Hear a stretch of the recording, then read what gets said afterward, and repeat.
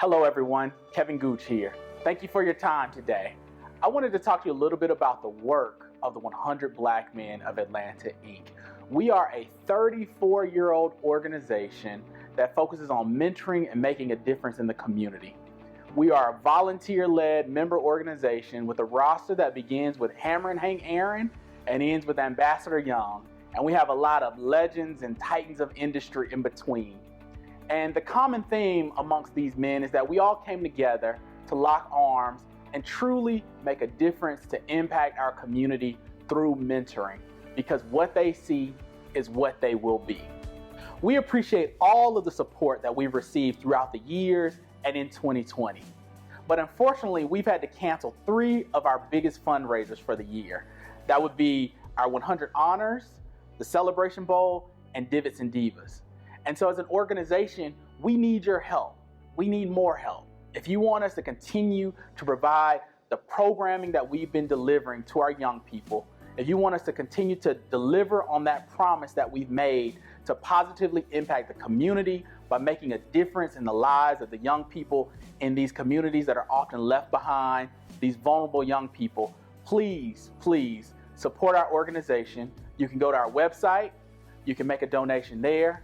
You can connect with our members, you can call our office, and we will be happy to have you in the fold with us, supporting us, investing in us, so that we can do the same for the young people that we serve and this community that we serve.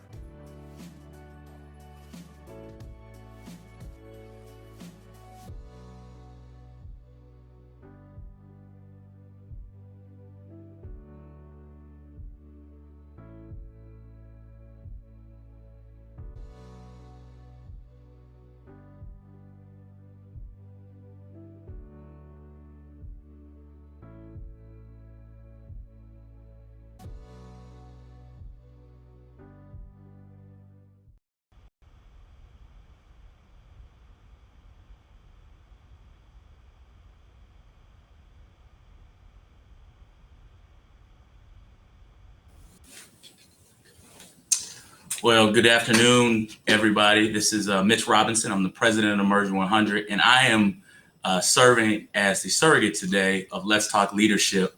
And I have the honor and privilege of interviewing one of my friends, a mentor, and the current chairman of the 100 Black Men of Atlanta, Kevin Gooch. Before we get started, I just wanted to quickly read his bio. You see the young brother in his mock neck over there. We're going to have a really good conversation today about leadership, about some shared experiences. And so, and I want to start this by saying that his term is soon to end, but I think he has done an amazing job. So Kevin is a community servant, change agent, thought leader, and top-notch attorney. He is the youngest chairman of the board of directors in the 35-year history of the 100 Black Men of Atlanta Incorporated. His path to chairmanship was paved as previously serving as president of the Emerging 100.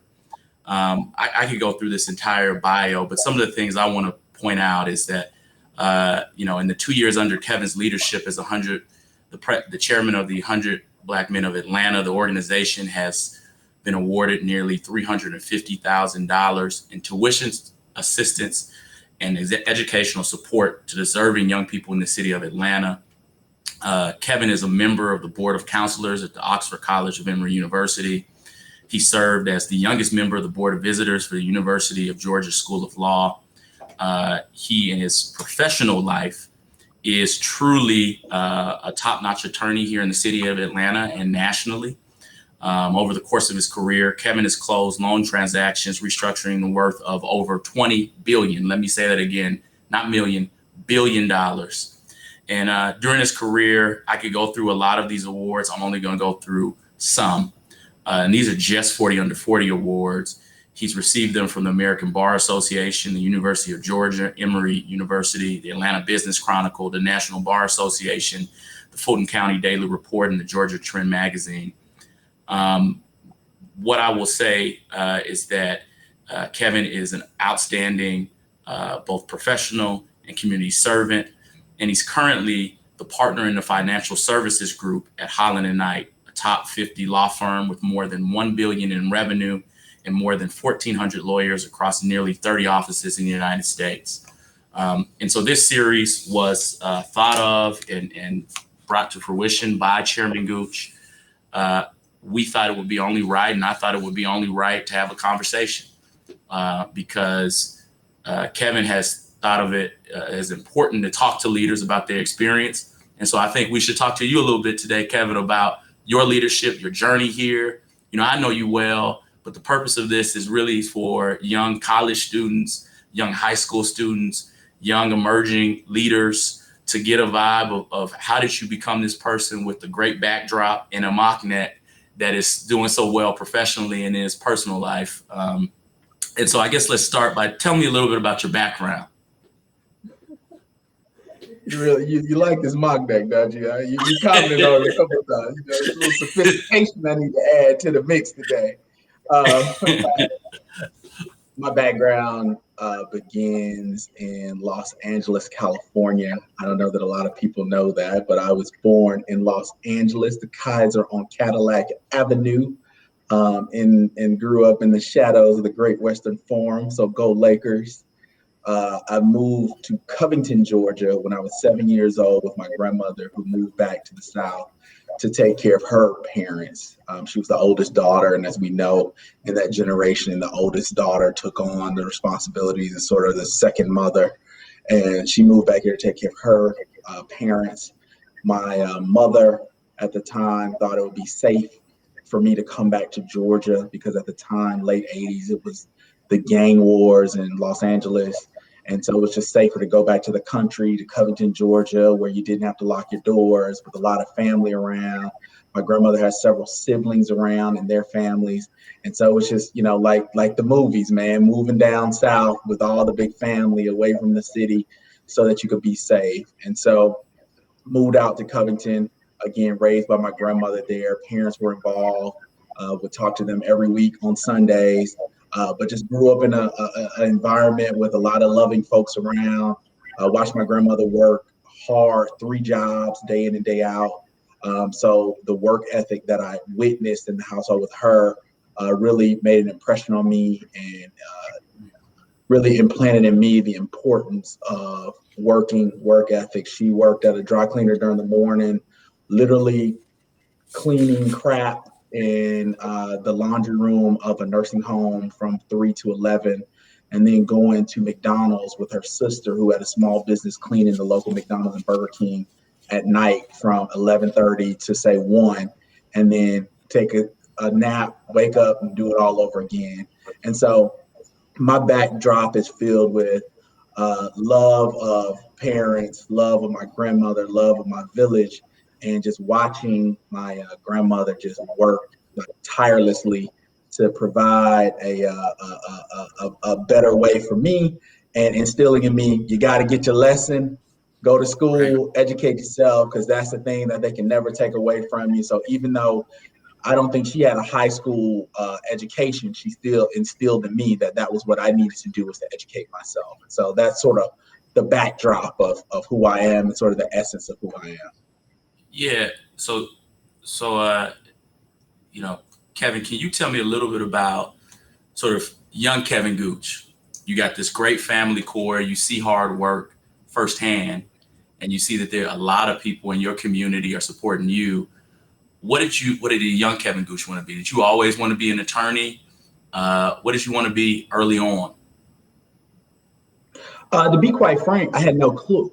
I grew up, again, in an environment that was blue collar. My grandmother, I talked to you about what she did. My mother essentially worked for what is like a Walgreens, and my father worked in television, but he was on like the crew side of television, cameraman, doing stuff behind the scenes. So I didn't know many lawyers, didn't know doctors other than what I saw on TV. And so I didn't really know what I wanted to be, but there was something implanted in me from my parents, my mother, my father, from my grandmother, that just made me want to be something that I was not supposed to be, right? It was, don't let any limitations hold me back. So those things that I saw on TV, I wanted to be those things.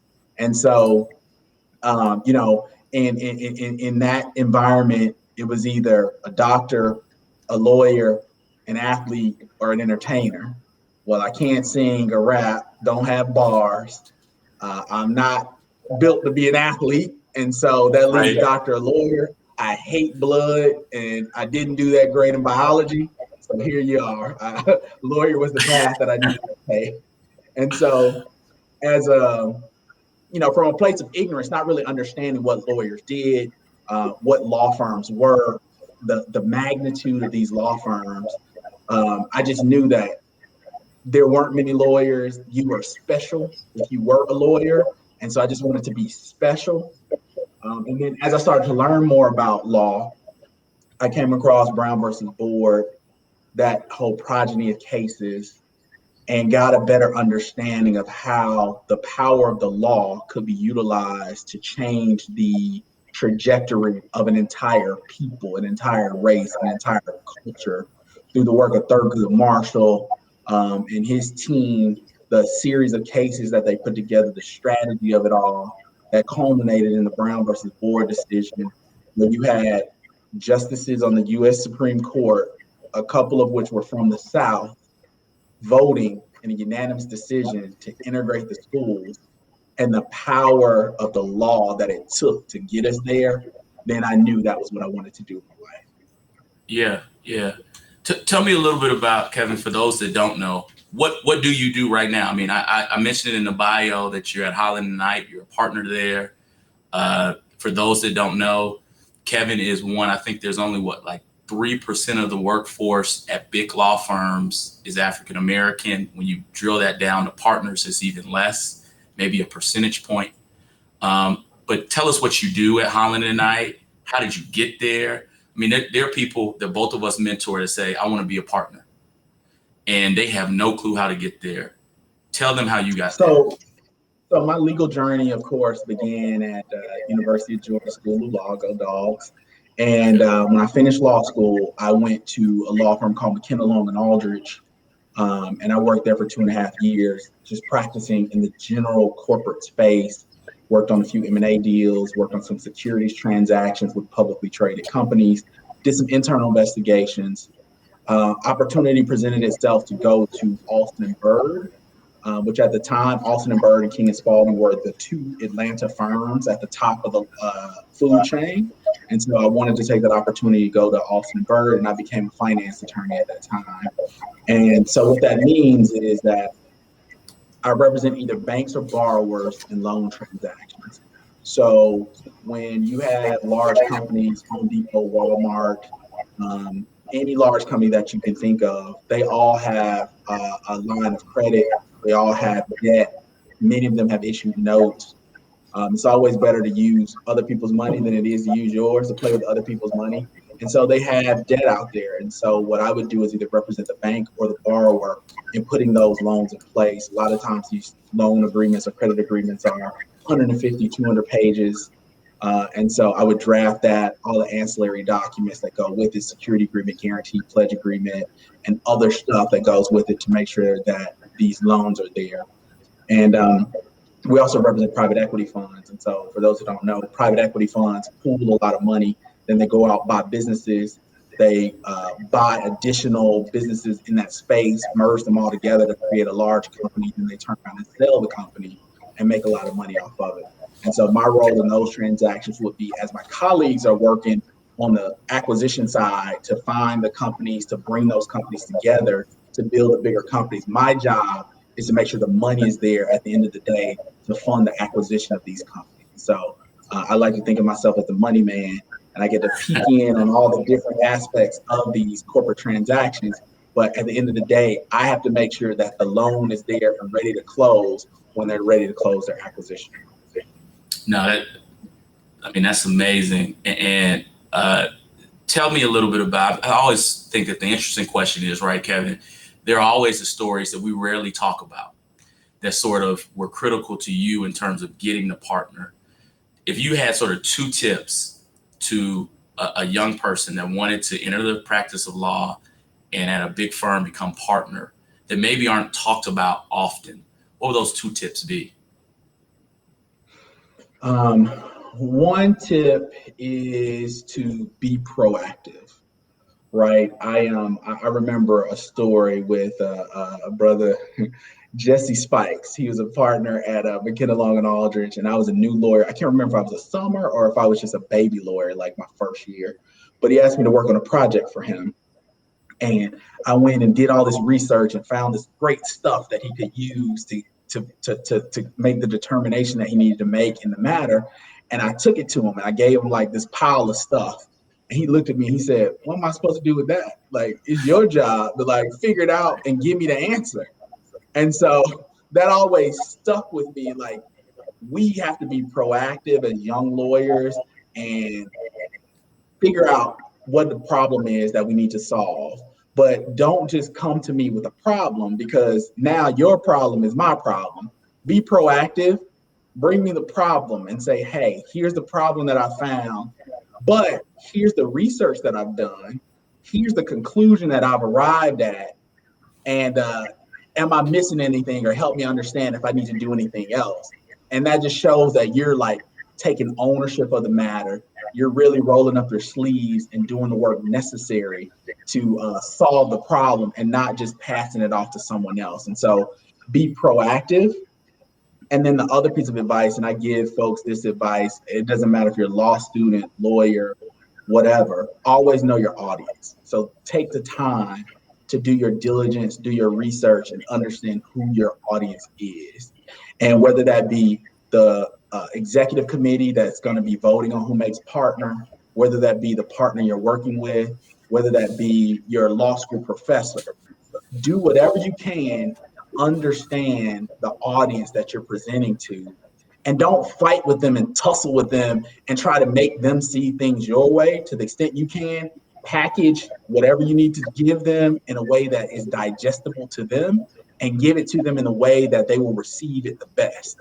And so you got to do your research or homework and always try to figure out who your audience is. You know, in law school, I had two professors. One professor in class, he would always say, "Argue against yourself, argue against yourself, argue against yourself." That was just his way of teaching. He always wanted you to think of the counterpoint and be 2 or 3 steps ahead. I had another professor that just wanted you to, "I'm giving it to you, just give me what I gave you." If you wrote the same exam for each of those professors, one you get an A, one you'll get an F. And so you have to take it upon yourself to understand what the recipient of whatever you're giving them, how they want to receive it, what they're looking for, and how you can sort of satisfy them to get the outcome that you want. So always do the diligence, the dirty work of figuring out who your audience is and present things to them in the way that they will receive them best. Yeah. So just to change a little bit, now a lot of people, Kevin, that know you have talked about you as chair of the 100 Black Men of Atlanta, because obviously you served in that capacity for 2 years. But prior to that, you were president of the Emerging 100 of Atlanta.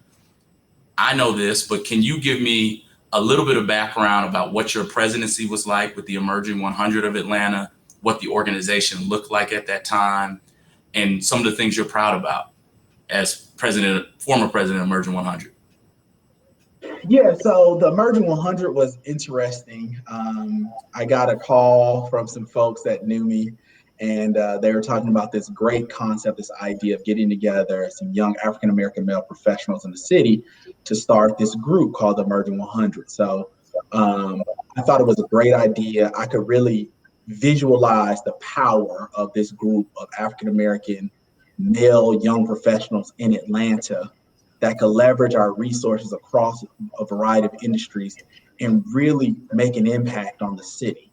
And so I was a part of the first group of the Emerging 100. It was a great group of guys.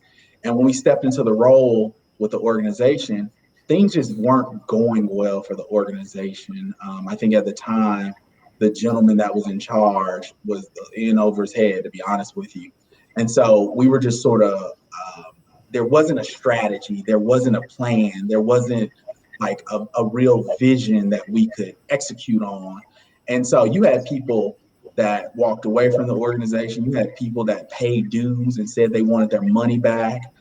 You had a little bit of a mutiny going on. And so at the end of his term, I decided that, I would consider running for a leadership position. The gentleman that I thought would be the leader had to move out of town. And so that opened up an opportunity to be a leader. And at the time, and I think this is a theme throughout my life, is that maybe I don't have sense enough to understand what I'm doing or what I'm taking on. And I'm just like running out there with reckless abandon. But at the time, I ran for the position, and I ended up being unopposed in the end, and I became the president of the Emerging 100. And I think when people ask me how were we successful with the Emerging 100, and I think this is again a common theme of how I have personally been successful, is that one, again, I didn't have sense enough to understand the gravity of the situation, so I just ran out there, guns ablazing. Two, at the time, I had done Lead Atlanta. I had done, I think, Outstanding Atlanta. I was at Austin and Bird on my way to partner. And so, to be quite frank, I didn't need the organization for anything. I really ran for that position because I could see the vision of what it could be, and we just weren't on the path to getting there.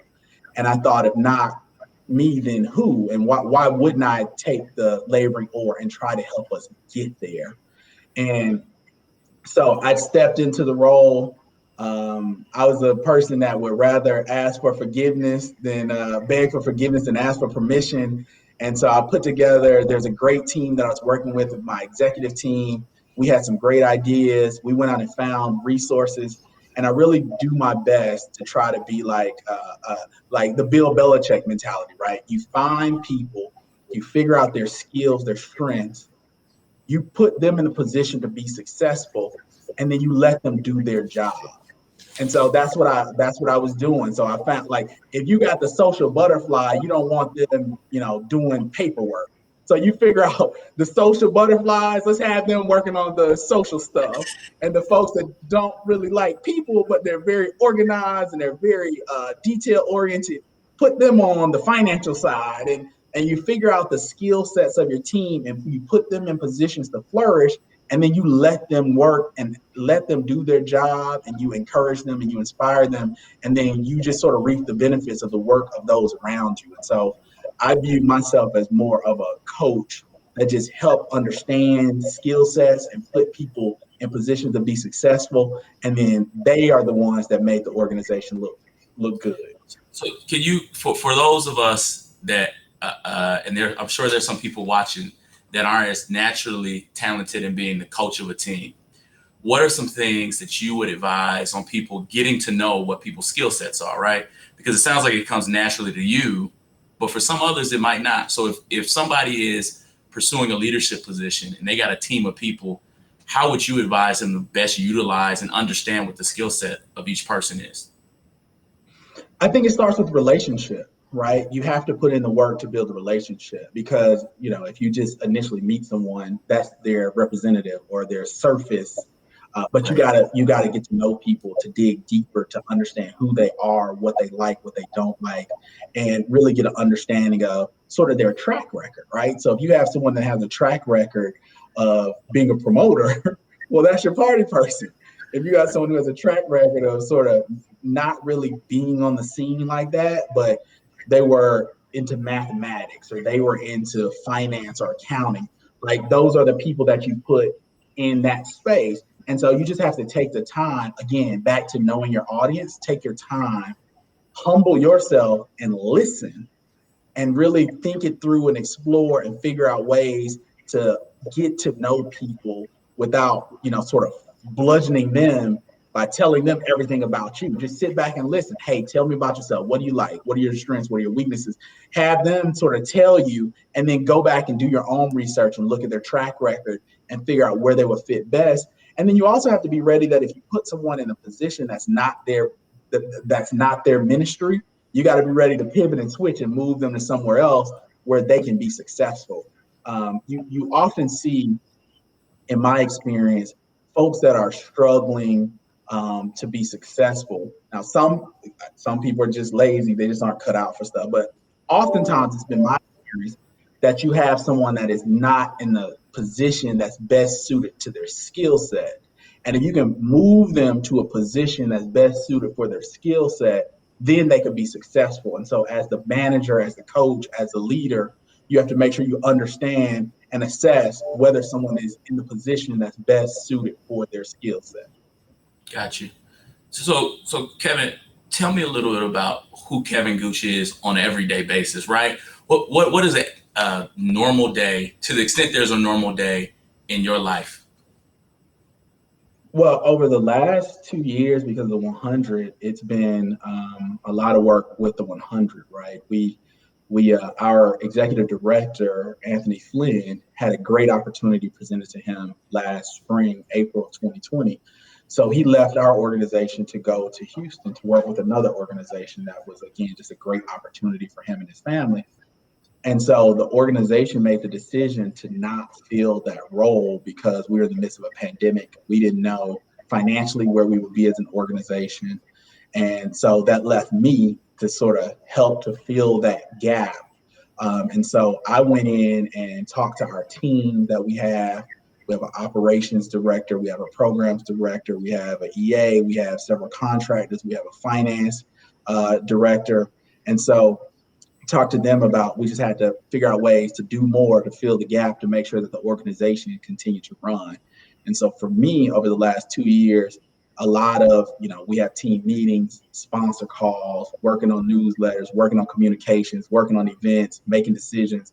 So a lot of that has been going on in addition to my practice as a lawyer, right? And so on the practice side, there's a lot of business development opportunities, a lot of just calling clients, checking on clients, figuring out what they have going on. When we get projects, making sure the projects are done fast, efficiently, and effectively, overseeing some of the associates that I work with that are doing some of the work behind the scenes to make sure it's right before it goes out the door. As a lawyer and as a partner, you got to deal with the bills that you have to go out, and people may think something costs more than it should have cost, or someone may not be happy with someone may be ecstatic, but it's just a lot of like managing personalities with clients, developing relationships with clients, managing personalities with your partners and colleagues, developing relationships with your partners and colleagues. I think of the practice of law as you have business development externally, and then you have business development internally. And so your first set of clients, in particular as an associate, are the partners that you work with. And when your partner it doesn't change much. You still have to get to know your partners that you work with, because they can be a source of work and support as well. And so managing all of those aspects of a practice at a large firm like a Holland & Knight takes up a lot of time as well. And then on top of that, just trying to figure out how to live a little life and enjoy life. And, since the pandemic, been locked away for the last year and a half. But prior to that, getting out, going to concerts. I'm a big music fan, love live music, sporting events, big sports fan, love United, Georgia Bulldogs, the Falcon, the Hawks. We're going to get to all that, including your Lakers. Oh, yeah. Whenever they come to town. So, how do you balance all of that? That's the question, right? How does somebody who's serving as literally chair of an organization that's serving thousands of students on a regular basis, you have a practice that you're building and evolving, you're one of very few African-American males in your space. How do you balance it on a day-to-day? Grace, mercy, and luck is what I'll say. It is good to be in a law firm setting, and I've been blessed to be in several law firms that have embraced that community side and that community work, and that really believe and live the mantra of we have to improve our community and serve our community. And so just having professionals around me, my employer that supports those initiatives has been a blessing. And, and encouraged, not just accepted, but encouraged. And so that has been very helpful, having clients that are patient and that understand and that encourage that stuff as well, that you've developed relationship with over years, some over a decade. And so having them to be understanding, patient, and now you still got to deliver, but just having that relationship, and then not a lot of sleep and figuring out how to schedule your day to a T and in and out. And I will say that the pandemic has been helpful with that because it's so much easier to just go from Zoom to Zoom than having to travel and move back and forth. And so it's been sort of a gift and a curse from that perspective because you could do more since you don't have to travel. And so that's been very helpful over the last year and a half. To be honest, I don't know that I could have sort of filled that void of not having an executive director managing the team without the pandemic. If I had to go to all these team meetings and I had to go to all these different places, it might have been a bit of a stretch. But because of Zoom, because of technology, I've been able to manage it over the last year and a half. So the other piece of that I know you've had to deal with is managing, and you alluded to it a little bit as a coach, is managing personalities.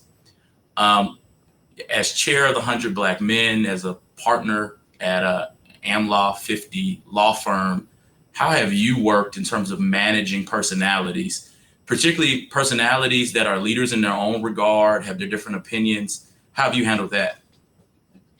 You're going to hear the common theme going back to know your audience. You got to get to know people. You got to build relationships with people in order to get to know them. And you got to view your relationships as sort of capital, right? And you have to invest in them. You have to give back to them. And you will earn goodwill when you do things for other people, when you invest in relationships. And so when people see that you are investing in their relationship, when people understand that you have a genuine heart and that you're not just out trying to get something from them, you can have heart-to-heart discussions with them. You can connect on a deeper level, and you can, agree to disagree and be respectful of each other and coexist. But that comes with relationship, right? And I mean, there are a lot of different personalities, and sometimes you can smooth it over. Sometimes you just got to understand, me and this person, we just won't get along. We just can't really coexist. I've tried. I've extended the olive branch, and it's just not going to happen. And so at that point, you have to worry about sort of your self-care, your ability to be successful, and minimize those interactions and figure out ways to operate around those people that you can't really connect with and sort of have a truth with. And so you just have to understand the dynamics of the people that you're dealing with. You have to understand those personalities. You have to build those relationships, get to know them, and then make that determination. Use your judgment and make a determination. Is this relationship worth salvaging, or is this one that I just have to sort of isolate and operate around this personality and just try to be successful without incorporating them? I mean, I'll tell you a story, man. One of the members of the board, when we when I got started with my term, we were going at each other's necks. And I will be quite frank and transparent. I'm the type of person that if you want to talk to me, work with me, figure something out, you have a beef, that a bone you want to pick, just call me and we can have a conversation. And I think most folks will say, if we had that conversation, I'll be very open, reasonable, and let's sort of figure out ways to make this work.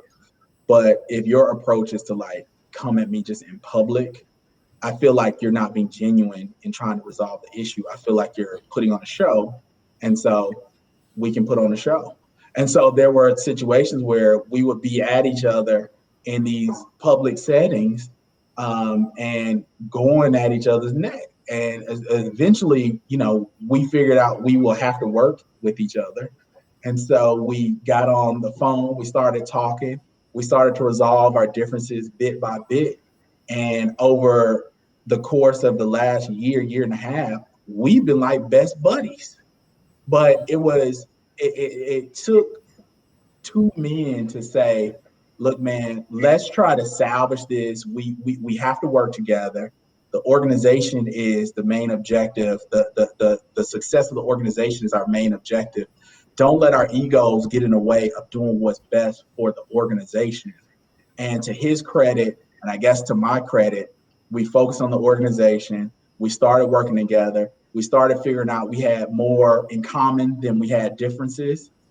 We realized that we were just communicating in different ways and communicating past each other. So again, as we started to build relationship, I started to understand how he communicated, and he had started to understand how I communicated and how my thinking worked.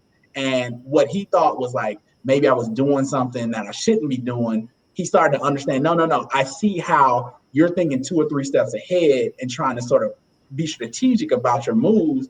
And I think he started to respect that. And so dealing with difficult personalities, again, we could have just said we hate each other, let's just, not deal with each other. But we took that extra step to try to solve things. And it actually worked out. And it's because we built relationship that we learned how to communicate effectively, how each other thought. And again, now we're like best buddies. Right. So Kevin, a lot of people know you as one of, and I think a lot of people will attest to this, myself included, as a fantastic mentor.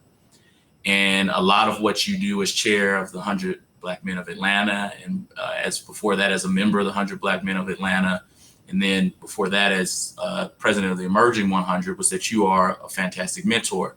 But a lot of people think they can mentor, but don't know how to. What are tips you could give to someone that's looking to be a mentor? And also, what are some tips that you would give to someone that's looking for mentorship? Tips on being a mentor. We're not perfect. I'm not perfect. But all I can do is put myself in that mentee shoes. I would not be where I am today without the investment in me by incredible mentors, and the list is too long to name, but a few of them are Judge Horace Johnson, God rest his soul. We lost him to COVID last July. Dean Kent Linville out of Oxford College, Richard Grice, who was my mentor at Austin and Bird, of course, my 100 mentors, and Chairman Tommy Dortch, and Curly Dossman, Bill Lamar, so many others through the 100. And then, you have some peer-to-peer mentors, right? You have people that you don't necessarily look to because they have so many years of experience over you that you need their advice. There are people that you look to as just a conscience check, as sort of a peer-to-peer mentor. And, cats like Wayne Pleasant and Wayne Copper and others that I will just call up, Elliot Teray, and just say, hey, man, I'm thinking of this. What do you think about it?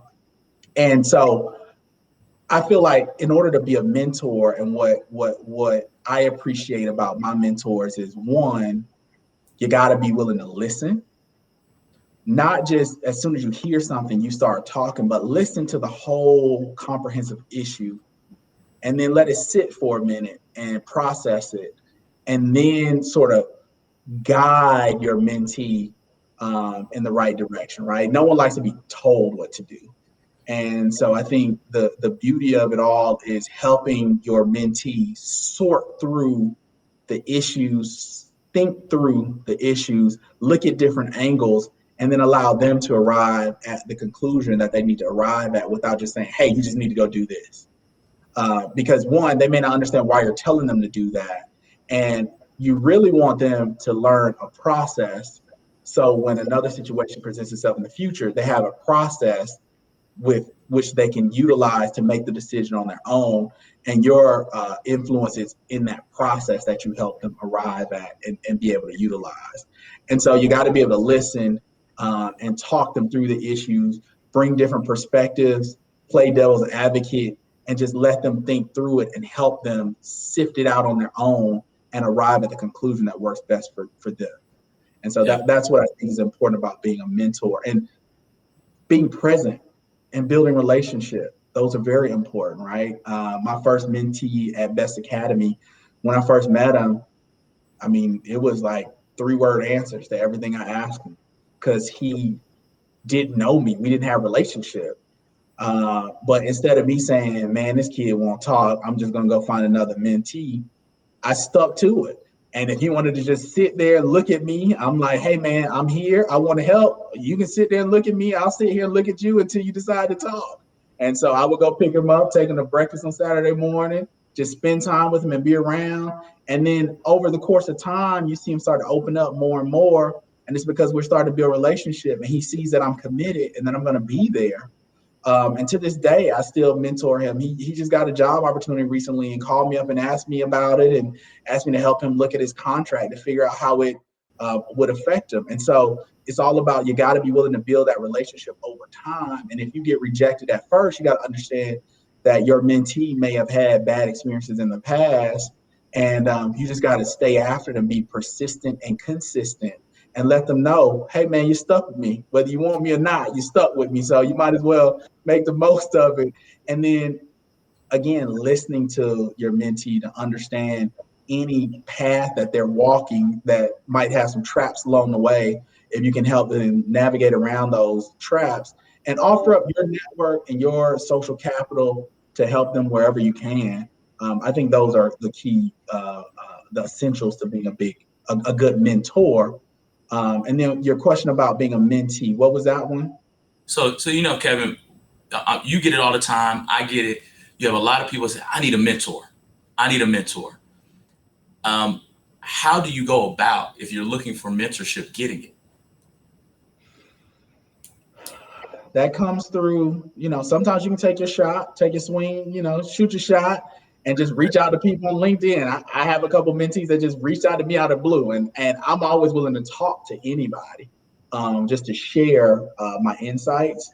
But to develop that long-term mentoring relationship, if I wanted to be mentored by someone, you got to be, again, persistent. Like sometimes mentees can't get me. And it could be a test to see how committed are they to keep trying. And you may have someone that calls you once, and if they can't get you, they won't call you again. Well, that wasn't someone that should be my mentee. And so you have to figure out how persistent they are, how flexible they are. I always tell my mentees, keep it as simple and easy as possible, right? Like if you ask me to go to lunch and I say I'm not available, don't just say okay. Say, okay, well, how about these 3 days in the future? Can you make one of them work? Like always put yourself in that person's shoes, understand that they're busy. And if they didn't tell you no, or they don't want anything to do with you, you just got to find your angle to figure out how to get in there. If you have someone that has an assistant, get to know their assistant. Like in your law firm, if someone wanted mentorship by the great Mitch Robinson, right? You got a first year that wants mentorship from you. If they can't get you, they need to be talking to your assistant and be like, hey, when is there opening on this calendar so I can have them come by and knock on the door? And just figuring out ways to be creative to get your audience that you need. And then I think it is very vital from a mentee perspective, once you get that audience, to also add value to the relationship, right? One of the stories that I tell about my mentor-mentee relationship, and I'll tell you, it was with Richard Grice. He was my guy that he literally hired me at Alston & Bird. He was the head of the group at Alston & Bird, and we started working together. And he's definitely a mentor of mine. He would give me his work, and we worked together for a decade. But the things that I would do to the relationship is like, he was looking for an anniversary gift for his wife, their 10th anniversary, and he wanted a Jeep. And he was looking for Jeeps, and he wasn't like a technology guy. And so he told me what he was looking for. And I just went to my office and started on the internet looking to see if I could find this Jeep. And I found a couple options online, and I just sent them to him. And he's like, you're coming with me to go check these out. So we went out. One of those was a Jeep that he actually bought. It saved him like $5,000 over a Jeep that he was looking for. It took me 20 minutes to find it on the internet. But he would never forget that I helped him with this big thing that he was doing for his anniversary. And so, like, just looking for ways as a mentee to contribute to your mentor's life, career, profession, existence. If you know Mitch is interested in going into a particular area of the law, or a particular statute or something that he's interested in, do some research, Google it. Hey, Mitch, I saw this article that you may want to read because it covers this area that you're interested in, and just find ways to contribute and add to the mentor-mentee relationship. And don't just sort of take from it, but look for creative ways to contribute and give. Yeah. So Kevin, I'm about to hit you with a few probably questions that are going to require a little thought on your end, and I want to be respectful of the time. But a lot of people know, and some people don't, that you are a huge music fan. You mentioned it earlier. You're a huge sports fan. So we're going to do a little flash round here. And I would like for you to pick. These are going to be hard decisions, but quick decisions. So everybody knows you're a Lakers fan. Magic or Kobe? Kobe. Magic is the greatest Laker, but Kobe is my favorite. Okay, why is that? Real quick. Killer instinct, the Mamba mentality, the courage, the willingness to just go in there guns blazing, and he gonna shoot his shot regardless. He may miss 5, but when he hit the 6th one, he gonna celebrate. So just the Mamba mentality and the courageousness and the pursuit of excellence. If you go watch, I think it's called Muse, like any of these movies on, like he was just he was obsessed with excellence. And so Kobe. Okay. Favorite Falcon? Deion Sanders or Mike Vick? I gotta go with prime time. Mike Vick had the city on fire, but I gotta go with prime time. He was the first one to set the city on fire. And I think his career trajectory was better, and he got a couple rings, and he's still doing stuff. I respect Vick, but I gotta go with prime time. Okay. Everybody knows you love music, like I said before. Let's see. Earth, Wind, and Fire or Frankie Beverly and Maze? Live concert. Oh, I'm going with Maze. I've probably seen Maze perform 7 or 8 times. Okay. Gotcha. I rock with it. It's just something about a Maze experience where you're just going to be in the, it's grown and sexy, you're going to be in the zone. Agreed. Last one. Other than the Bible, because we know that you are certainly somebody of faith, give me one book that you would recommend to somebody that's looking to pursue active leadership and excel in everything they do. Since I am so focused on relationships and relationship building, a book that was instrumental to me that I read early on in my life was How to Win Friends and Influence People. I think it's by Andrew Carnegie. And so that was one that really helped me early on in my career, teaching you how to listen more than you're talking, and how, like, the lessons that I took from that are, again, know your audience. If you know your audience, offer up a subject that your audience likes and just let them talk. And you can have a 30-minute conversation. That person can talk for 25 minutes if you've given them a topic that they love, and they'll walk away from the conversation and be like, that was a great conversation. And so, like, understand, I will tell you with my mentor, Richard, he's a big golf fan. And when I started at Austin & Berg, I didn't know much about golf at all, but I knew he was a big golf fan. And so I would just go to the Golf Channel, see what's going on, go into his office and just throw something out there about golf and let him talk about golf. And he loved those conversations. And in the process, I learned about golf, but I also built a relationship with him that led to us having such a deep relationship. And it led to him enjoying talking to me, enjoying being around me, enjoying working with me, which led to him giving me more and more work. And without that, I would not have made partner at Austin & Berg. And to this day, he's a dear friend of mine. And we have great conversations to this day. Yeah. So, you know, I got to ask this question to you, Kevin. If you could go back, what's the one piece of advice you would give the 30-year-old Kevin Gooch that you wish you had? What is the advice that I would give? I don't know that there's much that I would do differently in my path, but a couple things that sort of guide me. I'm a quote guy, and there are several quotes that I sort of lean on. And one is that success is leased, not owned, and rent is due every day. And so just understanding that if you want to be successful, every day is an opportunity to be successful. And when you accumulate more days of putting in the work, doing what you need to improve, to grow and be successful, ultimately in the end, in a cumulative way, you will be successful. And then the other one that drives me, and you asked me about being partner, and this drove me every single day, I would say it every single day, is leave no doubt. And what I mean by that is if someone says, In my example, they would say, hey, to make partner, you need to build 1,900 hours 3 years in a row. I said, well, I plan to build 2,300 hours 3 years in a row because I don't want there to be any doubt about it. And so when I made partner, people asked me, was I surprised? And I was like, no, because I didn't leave any doubt. If I did make partner, it would have been a problem because I far exceeded the expectations that were put on me. And so strive to leave no doubt, right? If you're playing a football game and the ref makes a bad call and you lose the game, well, you left the game too close. You got to leave no doubt, run it up so there aren't any opportunities for the refs to have an impact on the game. And so just focus on doing that. Do whatever you can to run up the score so no one can take it away from you. So you've had a number of accomplishments as chair of the 100 Black Men of Atlanta. And so this is always a difficult question, but can you name the one that you're most proud about during your 10 years?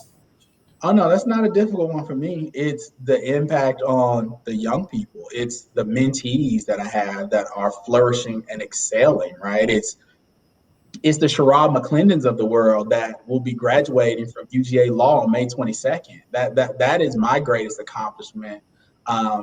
It's the Mike Williams that ran into a little trouble out at UGA. We helped him work through those issues, and now he's on a career to being successful. It's the Chris Seaborns, who was in the first class at Best Academy, and we didn't really have a deep relationship, but we were just exchanging messages on Instagram yesterday, and he's like, let's get together and hang out. It's the Julian Covard, who, even though sometimes we fight, he was over at my house a couple of weeks ago for like 4 hours, and we were just chopping it up and hanging out. Like that to me is the success that I strive for, because and people have heard me say this before, right? Success is what you've done, what you've accomplished, is what the cars, the money, the job, the accolades, the stuff that you've done, that when you leave this earth, you can't take it with you and it dies with you. I always try to strive for significance. And what that means is making other people successful. And so when your days on this earth are done, other people are still benefiting from the lessons, from the connections, from the relationships that you put in their lives, and your legacy carries on through them. And so for me, the success isn't the awards and the honors and all that stuff. For me, it is all about those mentees. It is all about last night with our meeting, we announced that we are giving $3,000 scholarships to our students that are currently in college and that are graduating. And so when you add up those numbers since January of 2019, that would be $500,000 that we will have invested into academic support and tuition assistance in this organization. So success is what those young people will do, since we were able to help enable them to pursue their academic goals, and what they'll be able to do over the course of their lives. That's what, to me, is the success that's most important.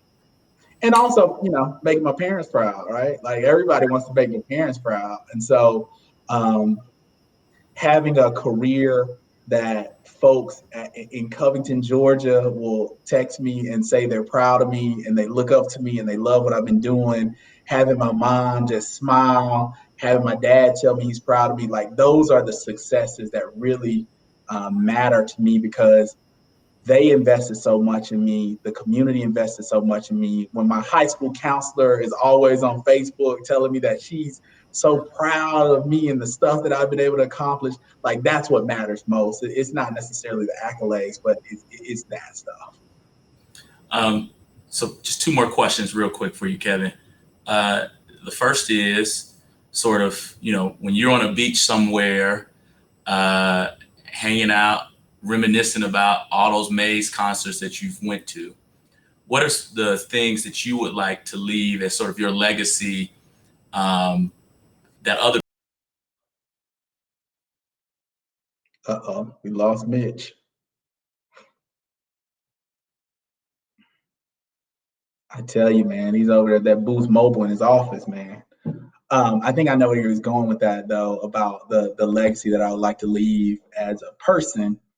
And for me, that legacy would be someone that was a giver, someone that was a connector, someone that always looked for a way to help others and benefit others before myself, and someone that was a leader that was courageous, bold, and empathetic to those that I work with. Mitch, I think you were going with what do I want to leave as my legacy as a person and as a leader, and I was saying that I want to leave a legacy as a leader, someone that was courageous, bold, and empathetic, and always willing to serve. Right? I believe that you don't ask anyone to do something that you're not willing to do. Now, that doesn't mean you're always the most capable of doing it, but you don't ask someone to do anything that you're not willing to do. And so, you will see me cleaning up at the end of the night. You will see me doing the dirty work just to make sure that it gets done. And so, as a leader, bold, courageous, empathetic, and a servant willing to always roll up my sleeves and put in the work. And then being a networker, a connector, someone that invests in my relationships, hopefully more than I take out of them. I really, really do strive to put more in it than I get out of it, to make more deposits than I do withdrawals. And I want to leave a legacy of a bunch of people that can say that I help improve their lives ever so slightly. And just remember those things that I was able to help them accomplish, because it's all about, again, significance and helping others achieve their dreams. Yeah. So last question. What's next? Your tenure as chair of the 100 Black Men of Atlanta is coming to an end. Hopefully you will get some rest, but what's next for Kevin Gooch? Let's see, whatever the good Lord sees fit, man. It's funny, ever since, I guess it was 2015, when I started getting those 40 under 40 awards, I would get one, and then I would say, what's next? How do I outdo that one? And it was really like anxiety and nervousness around it. But the good Lord always found a way to say, hey man, hold my beer. And he would bring something else along that was even better. And so I just, whatever the good Lord throws my way, I will be happy to embrace it.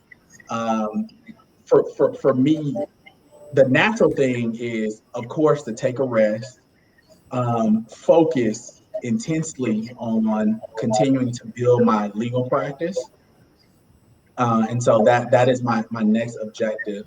And then, if some opportunities present themselves to work with some young professionals, maybe do some a little bit of coaching of young professionals on the weekend, to continue to help them achieve their goals and dreams, and share a few of the lessons that I've learned along the way in this rich and action-packed life that I've been able to lead through the graciousness of our good Lord. Yeah, no, that's beautiful. Kevin, I will say personally, man, I've appreciated you as a friend and a mentor. I'm proud of the work that you've done. I look forward to seeing what's next, because, even though I joke about that mock neck, you still got a lot of youth and a lot of work that I know you are going to put forward, given your passion. And so congratulations, job well done. Hopefully this was beneficial. It's been beneficial to me. Hopefully it was beneficial to some of the people that have been viewing as well. And we'll share it with many of the students you mentor and I mentor. But thank you a lot, man, for your service, your time. You were really working 2 full-time jobs, and it's about something bigger than us. It's about those students. I think early on you were talking about watching your grandmother work hard, and sort of what we're trying to do is an extension of that, right? If you work hard and you put in the work, you have the opportunity. And so thank you for giving students that work hard and want to work hard that actual opportunity to go maybe even a step further than we thought was imaginable. So appreciate you, man. Well, Mitch, in closing, let me just say you're one of those great successes too, man. I couldn't be more proud to see you from that summer associate that I connected with at Alston and Bird, coming down to my office, trying to figure it all out, to the great attorney that you are today, the great leader that you were for the Emerging 100. As you recall, me making that call, be like, "Hey, Mitch, I'm a part of this organization. I'm leading it. I need you to join it." And you just said, "Hey, man, if you calling me about it, I'm in." Yeah. And so I thank you for that, and just to see your journey from that to leadership. And it has been a great pleasure and honor serving this organization, the 100, with all the work that we've been able to do, serving our board, our members, our community, our young people. It has been the greatest pleasure working with the team of the 100 that we work with. They have been phenomenal. And my greatest joy was on some of those weekly team meetings, just seeing their faces, hearing them, and working with them. But another great joy of serving in this role has been working with you and doing this together, right? Because as you know, when we both took over, the relationship between the Emerging and the 100 was getting better, but it wasn't the best. And so I think we were both the right people at the right time to help lead these two pieces of the organization, and bring us together and help us navigate this pandemic. And again, it goes back to relationship, because you could call me and be like, "Gooch, what the hell you doing, man?" And I could call you and do the same thing. And because of that, we were able to work well together. And not take it personally. Yeah. And it's been a great honor serving with you. You've done phenomenal work. And I'm excited to see what you do as you continue on your legal journey. I know you're in good hands over there, Baker Hostetler, and I just look forward to the waves you continue to make in your legal career. And I can't wait until you call me and tell me you made partner, so we can grab a stick and go celebrate. And so this has been phenomenal, man. And thank you for taking the time to do this. No, absolutely. And so job well done. Thank you again for all your service. Hopefully this is beneficial and people tuned in. And so thanks, man. We could talk for another hour. We're not. We'll do it offline. Yeah, we will. Come over here and go out on the back porch with me. Let's hang out. And kiss that baby for me. I will. We're doing a toast, a midday ginger ale and espresso water toast. There you go, man. Take care, man. Join us for the fundraiser, virtual fundraiser, tomorrow night, Thursday night, 6 p.m. on our YouTube live. We will be featuring Tom Joyner, Tommy Smith. Microsoft will be honored, Grant Hill, and Jasmine Crow of Gooder. We have a great event lined up. You can tune in from your home. We want support the 100 for the great work that we're doing. I look forward to the leadership of Keith Milner coming up. And we will be doing a Let's Talk Leadership with him tomorrow at 2, as he ascends to leadership of this incredible organization, this beloved organization. And I look forward to the great work that he's going to do. So tune in tomorrow as I interview him, and then tune in Thursday night, 6 p.m., our YouTube channel, and then tune in Friday at noon for his installation along with the other board. Thank you all.